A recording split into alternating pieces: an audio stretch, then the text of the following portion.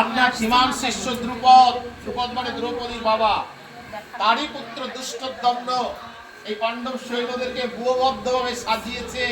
আপনি তাদের দিকে একবার দৃষ্টিপাত করুন, কেননা আপনি আমাদের গুরুদেব।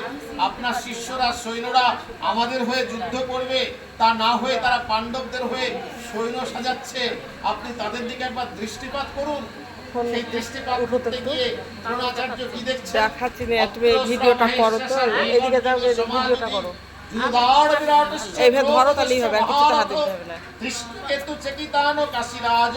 বড়টার ছবিটা শুধু তুলে নিয়ে ওখানে দাঁড়িয়ে এই দুটোতে হাত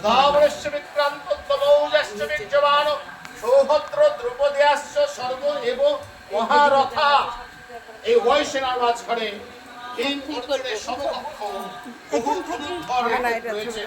তাদের মধ্যে অন্যতম হচ্ছে সাত্যকী, বিরাট রাজা, বরস ধ্রুপদ, দৃষ্টকেতু, চেকিতান, কাশীরাজ, বীর্যবান, নরশ্রেষ্ঠ শৈব, বিক্রমশালী, সুধামান্য, উত্তমৌয়া, সুভদ্রা পুত্রগণ, দ্রৌপদী পুত্রগণ, এরা সকলে বিশাল বিশাল মহারথী।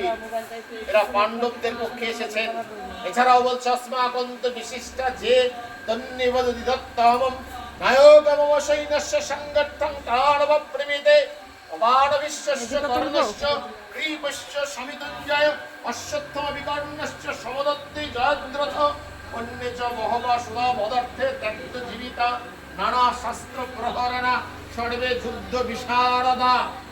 হে দ্বিজশ্রেষ্ঠ, আমার সৈন্য মধ্যেও যে সকল প্রধান প্রধান সেনানায়ক আছেন, আপনাদের সম্মুখ অবগতির জন্য আমি তাদের নাম বলছি। পাণ্ডবদের পক্ষে তো শুনলেন কে কে আছে, এবার আমার পক্ষে কে কে রয়েছেন সেটাও একবার শুনুন। দুর্যোধন বললেন আমার পক্ষে যারা রয়েছেন তাদের মধ্যে অন্যতম হচ্ছেন আপনি, মানে তাকে বললেন দ্রোণাচার্যকে, আপনি স্বয়ং আছেন আমার পক্ষে। এছাড়াও পিতামহ ভীষ্ম, কর্ণ, যুদ্ধজয়ী কৃপাচার্য, অশ্বত্থমা বিকর্ণ, সমদত্তি, জয়দ্রথের মতো যোদ্ধারা আমার পক্ষে রয়েছেন। এছাড়াও আমার জন্য জীবন ত্যাগে প্রস্তুত এমন বহু